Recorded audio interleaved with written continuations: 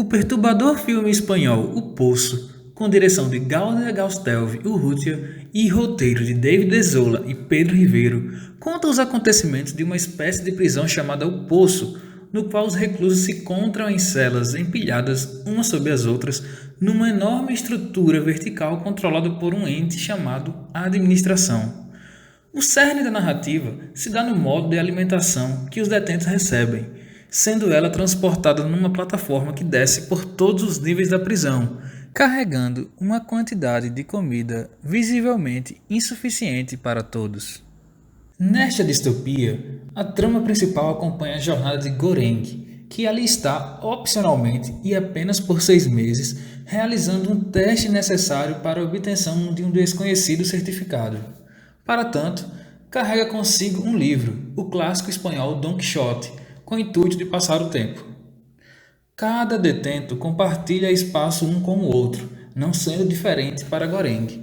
Ele começa sua experiência no nível 48, compartilhando a experiência com Trimagazi, um idoso companheiro de cela que conta que já está no poço há um bom tempo e que porta uma faca afiadíssima como seu objeto de companhia. Trimagazi o apresenta toda a dinâmica de funcionamento do lugar. Ensina que a plataforma com a comida só permanece um pequeno tempo em cada nível, que não é possível armazenar qualquer alimento da plataforma para comer depois, pois a temperatura do ambiente aumenta ou esfria como consequência punitiva, que existem incontáveis níveis na prisão, que a comida não chega a todos, que a cada mês cada detento é transportado aleatoriamente para outro nível, podendo ele ser melhor ou terrivelmente pior. E, além disso, Trimagazi passa a lição mais importante e oriunda de seu aprendizado pela experiência. Ali só existem os de cima, os de baixo e os que caem. Ainda lá, Goreng encontra Miharu, personagem que desce pela plataforma em uma alegada busca de seu filho, uma criança perdida. A administração e os outros detentos alegam que ali não é permitida a entrada de criança, o que lança um clima de mistério no ar. Com essa criança encarando todo esse ambiente decrépito, a mensagem que fica é de que a esperança habita e sobrevive até mesmo no ambiente mais hostil. A saga prossegue com Goreng sendo levado para outros níveis e conhecendo novos companheiros de cela, descobrindo que aqueles que estão nas camadas mais baixas chegam ao ápice da sandice e até praticam canibalismo para sobreviver. Com o tempo, Goreng passa a aprender a necessidade de portar armas e não livros naquele ambiente. Aquele sistema exige a luta pela sobrevivência acima de tudo. Enquanto vai sendo jogado para níveis mais baixos e outros mais altos, o personagem conhece Imogiri, uma companheira de cela que no passado havia sido funcionária da administração e que o apresenta a importância da solidariedade espontânea como única forma de colapsar o sistema, fazendo com que todos se alimentassem. Imogiri realizava as entrevistas de admissão do poço, tendo inclusive feito a de Goreng. Agora que ela também está lá, idealiza que só com a conscientização dos demais é que seria possível solapar o sistema, fazendo com que a comida dure até o fim de sua passagem por todos os níveis. De uma forma grotesca, chegam à conclusão que a solidariedade espontânea não é o suficiente para revolucionar o sistema. A mensagem implícita que fica é que a solidariedade necessita de certa rebeldia frente a um sistema opressor e desigual, que a mudança em si não vem espontaneamente. A história se conclui quando Goreng está a 1 mês de sair e compartilha cela com Bharat, prisioneiro que ambiciona e planeja sair do poço o quanto antes. Ambos passam a planejar que os alimentos possam chegar a todos os prisioneiros, mas logo se dão conta da impossibilidade de executar a ação e são orientados por um sábio a mudar de direção e enviar apenas uma mensagem com algo simbólico, uma mera panacota intacta. A mensagem seria clara: as classes de baixo despertaram de sua situação. John Rawls foi um professor de filosofia política na Universidade de Harvard e teve como seu principal trabalho o livro Uma Teoria de Justiça, de 1971. O objetivo do autor com sua magnum opus era o de formular um conceito de justiça, firmado tanto na liberdade como na igualdade. Antes de adentrar na teoria em si, Vale ressaltar que o filósofo fez parte do quadro de defesa ao neocontratualismo, que enfrentava o diametralmente oposto utilitarismo, que defendia a prevalência da maioria. O neocontratualismo é uma releitura do contrato social defendido pelos contratualistas clássicos. Rawls estava filosoficamente ao lado de Immanuel Kant na propositura desse novo contrato social baseado na moral. É nessa ótica que o filósofo americano elaborou um modelo de justiça, a organização de vida em sociedade para além de interesses particulares ou corporativistas. A proposição de seu modelo de justiça consiste num cenário hipotético em que o indivíduo ou indivíduos que projetassem seu lugar na sociedade, ainda nessa posição original, isto é, abstratamente deslocado de sua real posição, estejam cobertos sob um véu de ignorância absoluto sobre sua eventual realidade. Desta forma, a ideia seria fomentar que a imparcialidade seja igualmente absoluta, de modo que o indivíduo projete uma sociedade sem grandes desigualdades, haja vista que, estando coberto pelo véu, faria o máximo para evitar camadas sociais extremamente pobres. Se eu não sei se seria um médico ou um desempregado em situação de calamidade, projeto um mundo onde a desigualdade seja mínima. Esta teoria é baseada tanto no princípio da liberdade como no da igualdade. Para Rawls, a liberdade deve ser a prioridade, maximizando-a ao máximo enquanto não se chocar com as dos demais.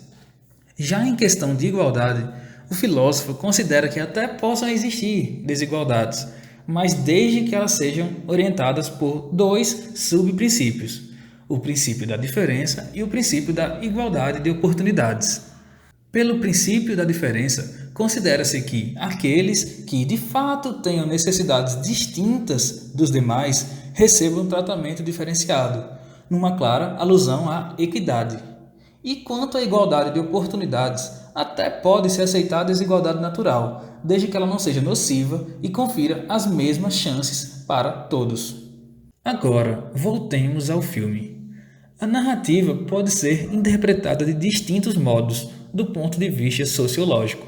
Pode ser lida, por exemplo, como uma alegoria bíblica, visto que é repleta de referências cristãs ao longo da trama, como acontece ao personagem ser recorrentemente intitulado de Messias ou Salvador, quando idealiza uma forma de ajudar os mais necessitados.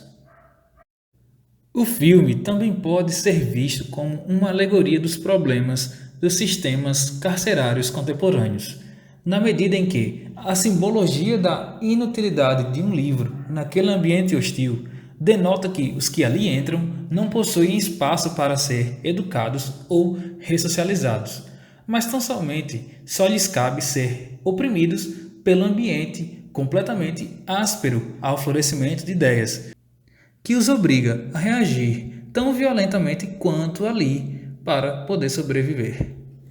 Mas o grande ponto da narrativa que chama a atenção é a sagaz e escancarada alegoria crítica sobre a desigualdade social impregnada ao capitalismo.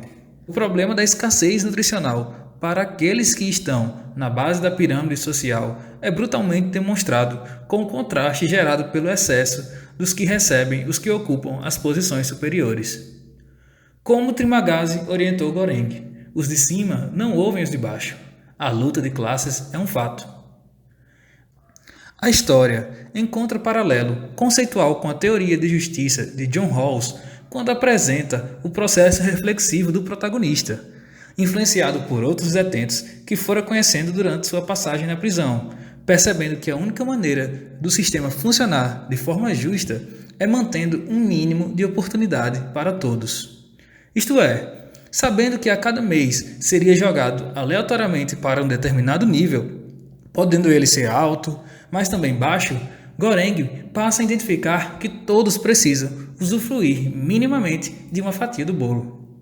Se eu não sei onde serei colocado, se eu não sei em qual posição ocuparei na pirâmide social, tenderei a raciocinar pragmaticamente, vislumbrando uma estrutura social na qual minha posição não seja danosa. Posição original essa, nos termos do filósofo americano, totalmente coberta pelo véu da ignorância, fazendo com que desejássemos um sistema menos desigual possível.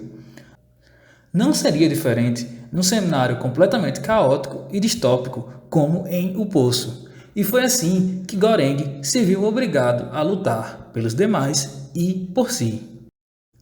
Fazer o paralelo dessa situação com o capitalismo é inevitável. O atual contexto capitalista carrega em seu bojo um número alarmante de desigualdade social. Segundo levantamentos oficiais, a parcela dos 1% mais ricos do mundo detém mais do dobro de riqueza dos outros 7 bilhões de indivíduos. Dessa forma, se torna tênue distinguir se é a arte que imita a realidade ou vice-versa. É claro que a desigualdade não é um componente exclusivo do capitalismo, mas, ao mesmo tempo, não se pode negar que uma defesa acrítica dos excessos do sistema proporciona injustiças sociais. Para Rawls, o modelo ideal do contrato social seria uma espécie de, entre aspas, socialismo liberal, superando os problemas estruturais tanto do capitalismo como do comunismo. Sistema esse não muito distante do que podemos ver nos bem-sucedidos casos de social-democracia nos países escandinavos contemporaneamente. Tanto como ocorreu para Goreng e como deveria ser um norte para uma sociedade ideal, a racionalização derivada do véu da ignorância é fundamental para a eliminação de interesses na concepção de um ideal de justiça maximizador. Além disso, a solidariedade espontânea, citada na história e mencionada como possível válvula para a alteração do sistema, é ressignificada quando pensamos que o ideal de justiça não se baseia apenas em assegurar a liberdade do outro, mas também a nossa. Garantir a liberdade máxima do outro é assegurar que a nossa também seja garantida. Na conclusão da história, após a orientação do dito sábio que ali se encontrava, Goreng e Bharat conceberam a utilização de um método baseado no diálogo e não na violência para alcançarem o objetivo de transmitir uma mensagem aos administradores. Não nos fica claro se ela foi devidamente recebida, mas ao menos para nós fica claro que a mensagem a qual nos foi enviada carrega a ideia de que a racionalização é o único caminho viável para um pretenso modelo de justiça social e que o lema da rebeldia solidária deve ser: convencer antes de vencer.